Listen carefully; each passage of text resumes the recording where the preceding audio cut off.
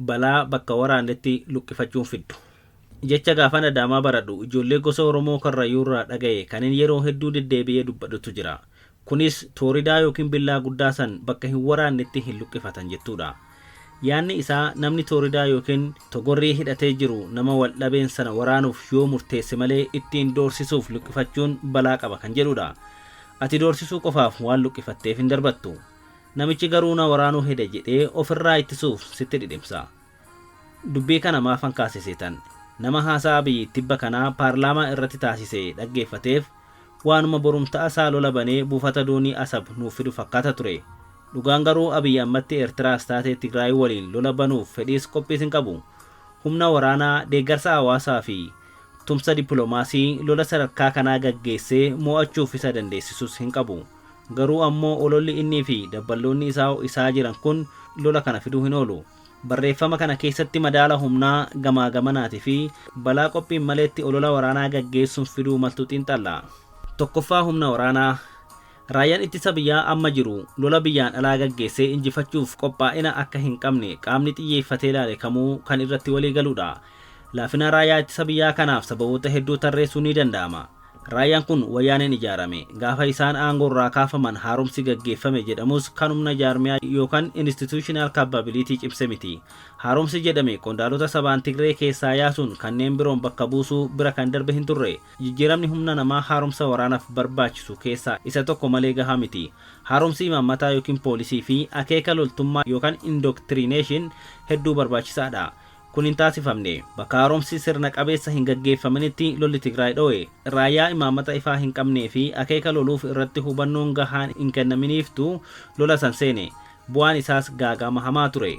Duula jalqabaatiin olaantummaa argatee Maqalee to'atus injifannoo tikfatee turuu hin dandeenye. Lolli babal'ataa waan deemeef humna lakkoofsaa fi hidhannoon irra xiqqaa ta'ee mo'ame.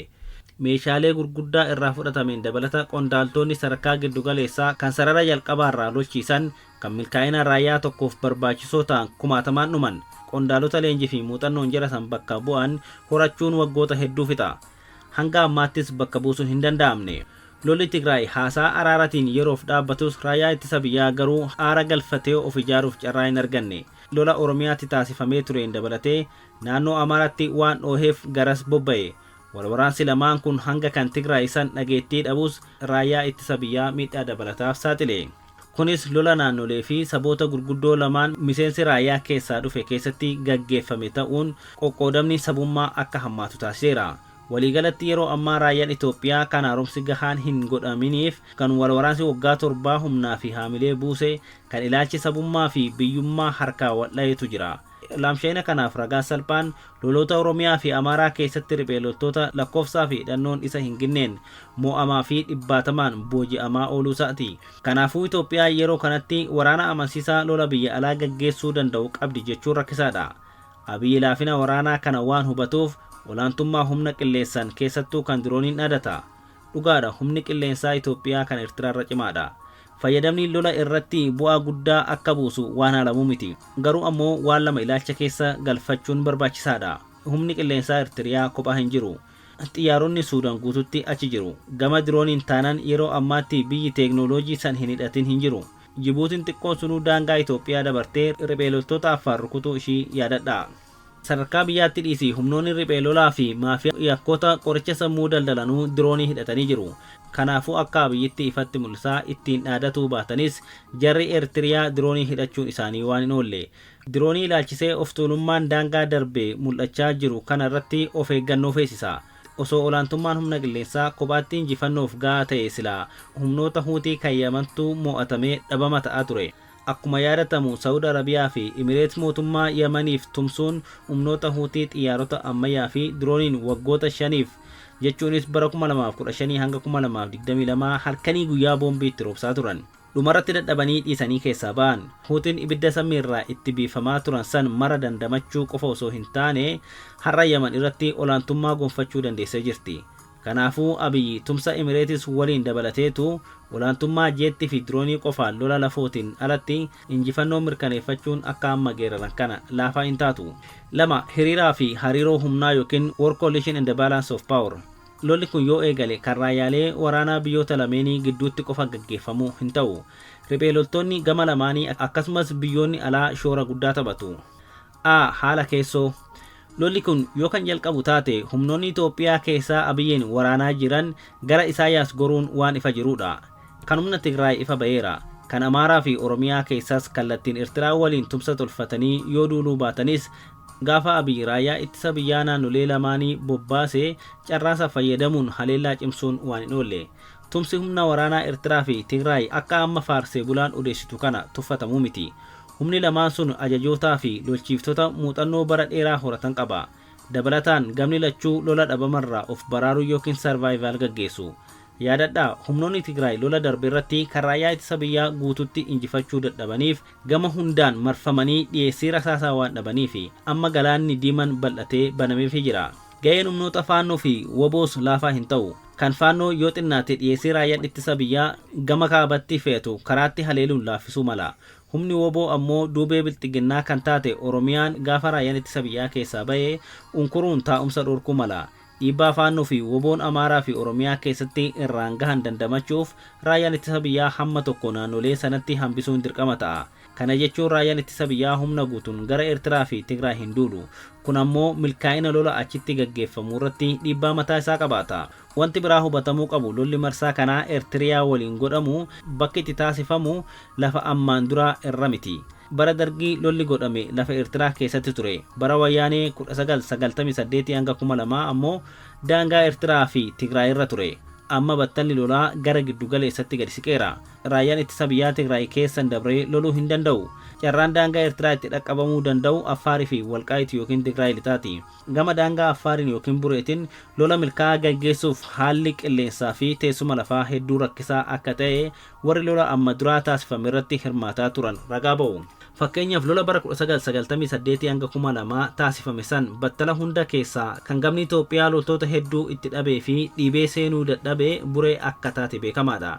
Gama daangaa Suudaaniinis taanaan humni Tigraay Suudaan keessa jiruu fi waraanni Jeneraal Alburhaan danqaaraa guddaa ta'u. Waliigalatti hiriirri fi hariiroon humnootii hidhatanii kan yeroo ammaa Abiyyi caalaa gama Isaayyaas kan aanu ta'uun hubachuun feesisaadha.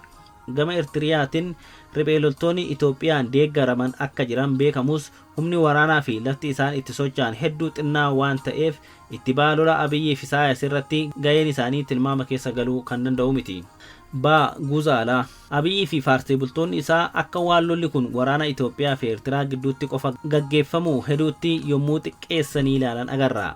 Itoophiyaa uummata miliyoona 130 qabduu fi Eertiriyaa miliyoona 3 qabdu jechuun irra deddeebi'anii dubbatu. Kun dogoggora. Lolli baroota kanaa kan gamni lama qofa irratti hirmaatan miti.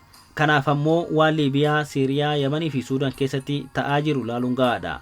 Lolli takka eegallaan humnoota hedduutu kallattii fi alkallattiin guuza ba'a.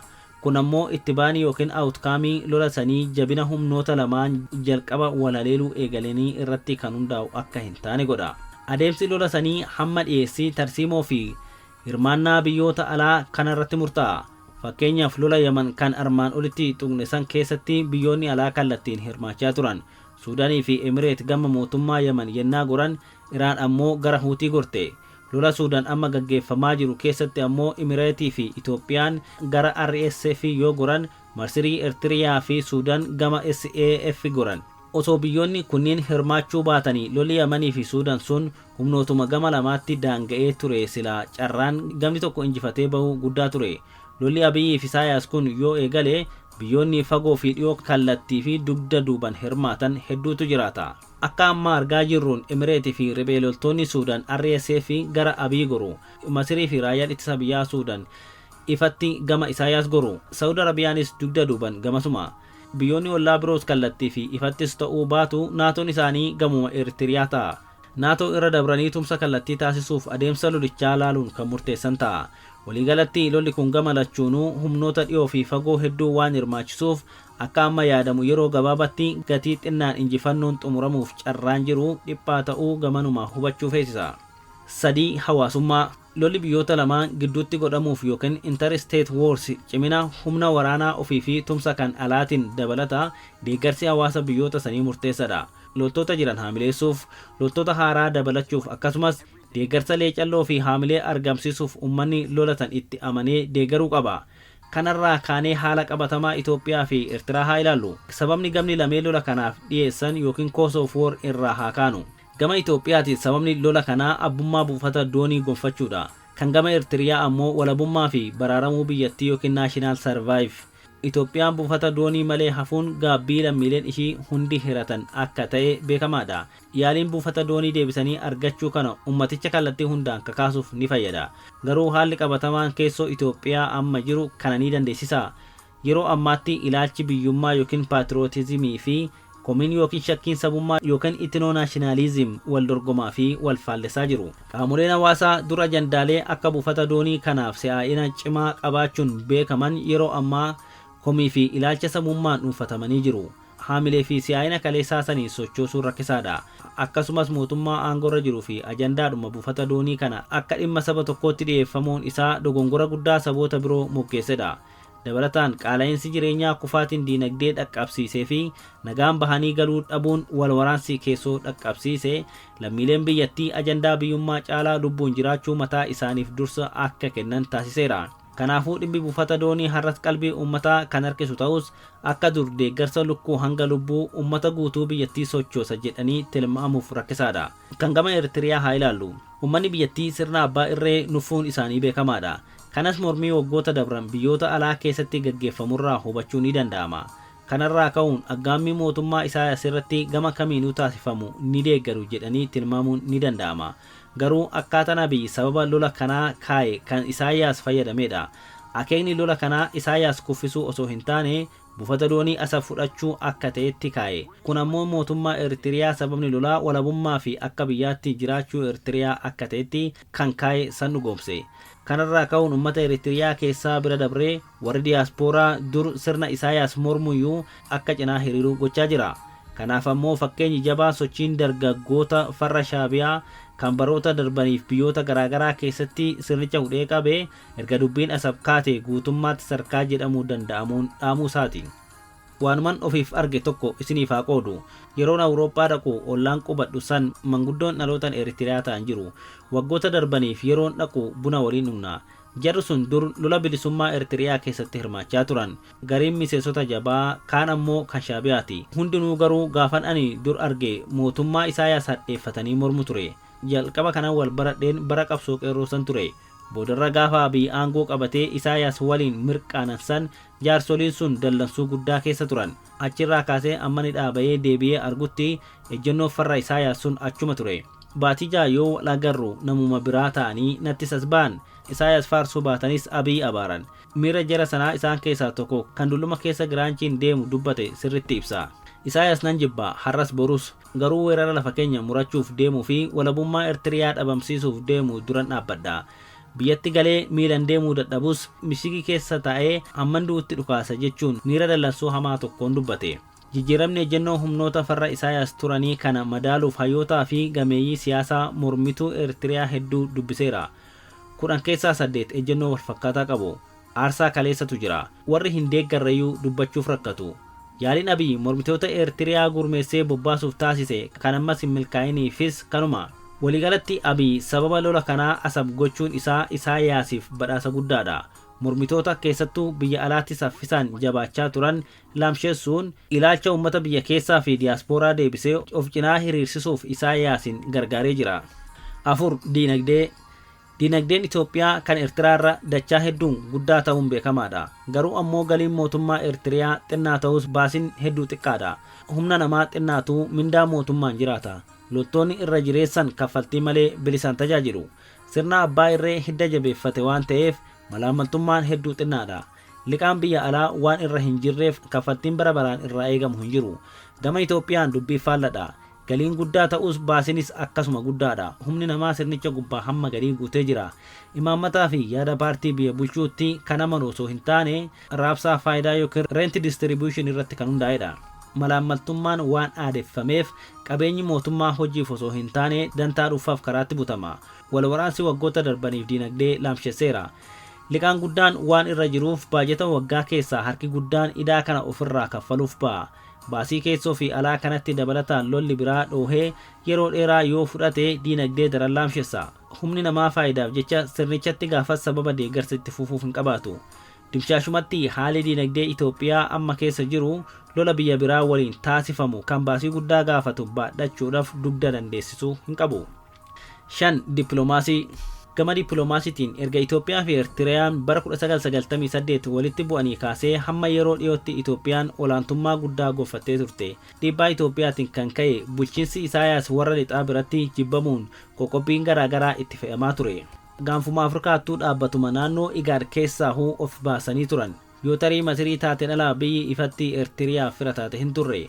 Raashiyaa fi Chaayinaan jaallummaa ilaalcha siyaasaa mul'isaniifis deeggarsa qabatamaa laatafii hin turre. Itoophiyaan garuu hooggansa Mallasaa jalatti biyyoota humna gurguddaa lixaa fi bahaatis firoomfattee gaanfa Afrikaatti olaantummaa gonfattee turte. Bara Abiy kana humni dippiloomaasii Itoophiyaa baruma baraan laaffachaa deemaa jira.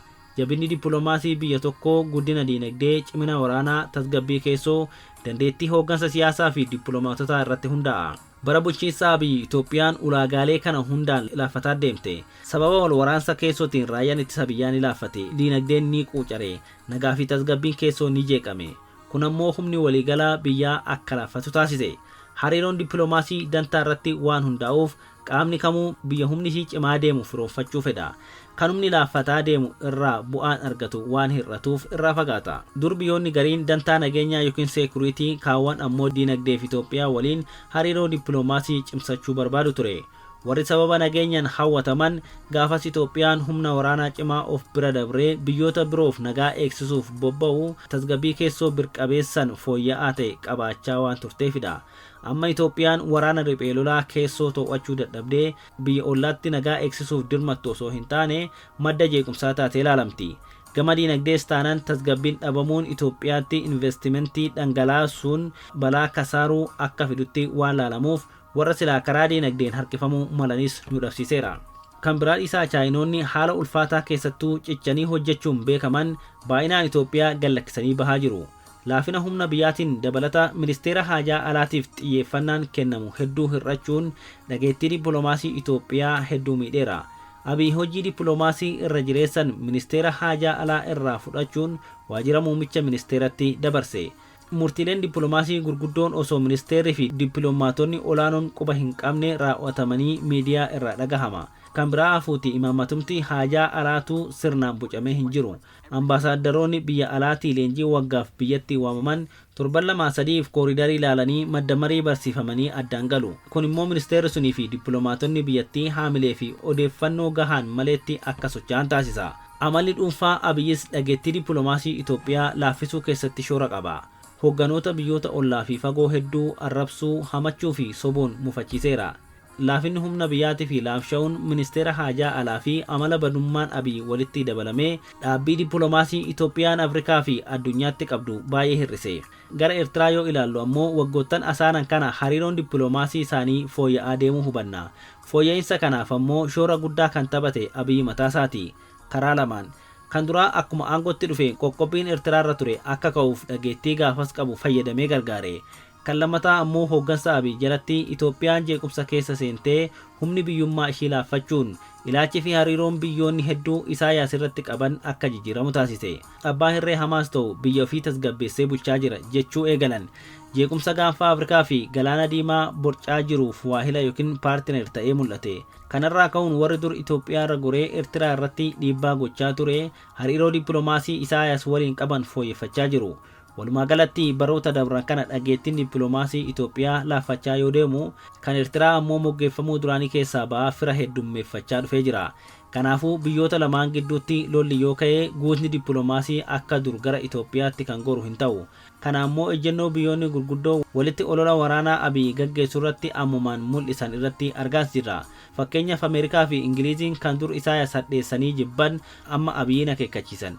Akkaataan Abiy dhimma buufata doonii itti dhiyeesses Itoophiyaa gama dippiloomaasiin kan miidhee fi seenessa Isaayaasiif kan tumsedha. Waliigaltee Sumaaleelaand sun chaartara gamtaa Afrikaa fi seerota addunyaa biroo kan cabse waan ta'eef Itoophiyaan akka biyya seer dhabeessa yookiin agiriisoor walabummaa biyyootaa hin kabajnetti akka ilaalamtu taasise. Amma seenessi gaaffiin asabitti dhiyaate itti fufiinsuma aseerummaa fi walabummaa biyya biroo humnaan sarbuu akka ta'etti fudhatamaa jira. Dubbii dippiloomaasii kanarratti shoora Masiriis irraanfachuu hin qabnu. Masiriin yeroo ammaatti shoora dubbii ba'aa giddugaleessaa keessatti taphataa jirtuu fi jaallummaa bulchiinsa Ameerikaa waliin qabdurraa kan ka'e dhageettiin dippiloomaasii ishii daran guddateera. Humna dippiloomaasii ishii kana fayyadamuun tumsa Eertiriyaaf akka oolchitu shakkiin hin jiru. Bu'aa kana ammoo waldura dhaabbannaa Itoophiyaa fi Somaaliyaa kan bara dabree irratti ifatti agarree jirra. Warri Emireetis Abiyyiif guuza dippiloomaasii ni ba'u. Garuu ammoo yeroo ammaa kanaatti humna dippiloomaasiitiin kan Masiriitu kan Emireet caala. Walumaa galatti lolli jedhamu kun yoo dho'e keessattuu gama Itoophiyaan yoo eegalamee fi yoo dheerate dhiibban dippiloomaasiin gara Itoophiyaan dhufu laafaa akka hin taane hubatamuu qaba. Dubbiin garam deemti?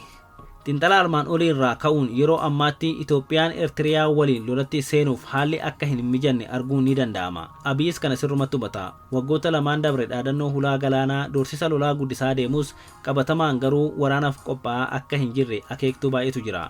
Miidiyaa irratti dhaadachaa lafa jala garuu araaramuuf jaarsummaa ergachaa ture.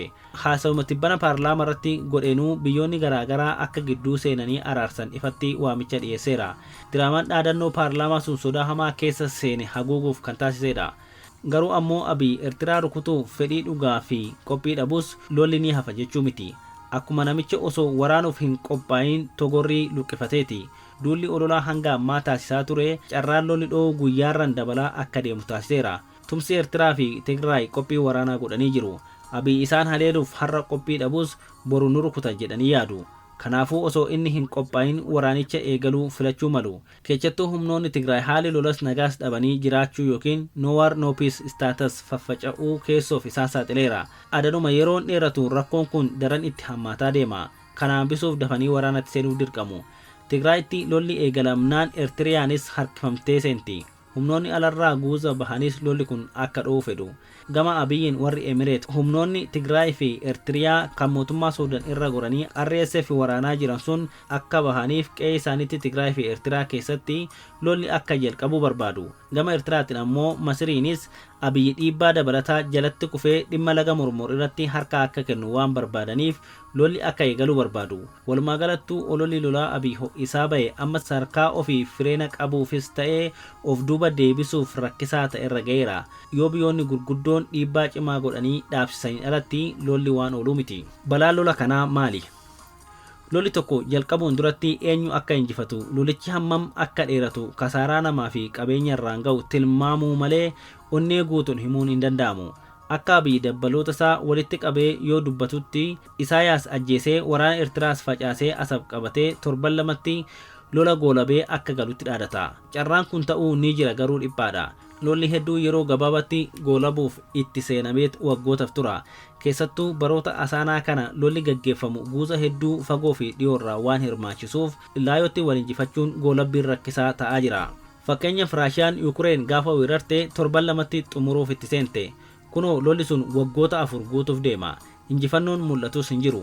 Abiyyis gaafa lolli Tigraay eegalu torban 3tti Maqalee qabatee injifannoo labse. Gammachuun sun garuu hin turre. Lolli waggoota 2 itti fufee boodarra araaraan dhaabbate. Har'as deebi'ee dho'uuf qarreerra jira. Lolli Eertiraa waliin taasifamu kun akka Abiy dhaadatu yeroo gabaabatti goolabamuu baatee dheerannaan kasaaraan guddaan kan Itoophiyaatti ta'a.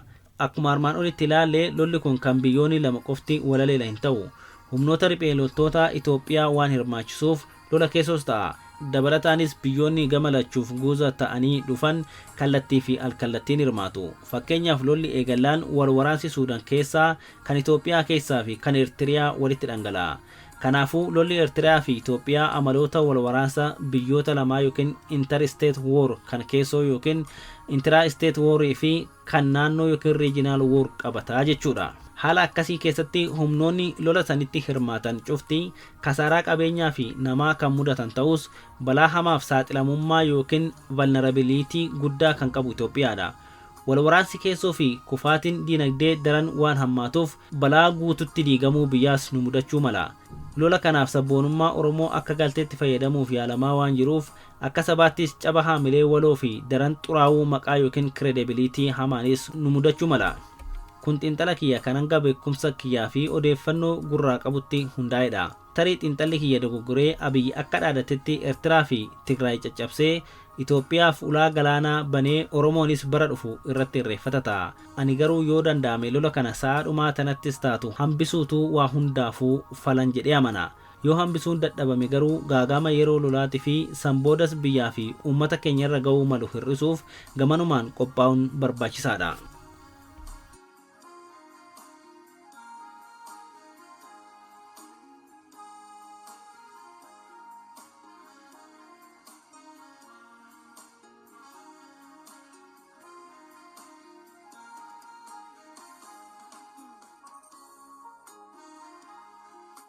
We're using whiteboards every day.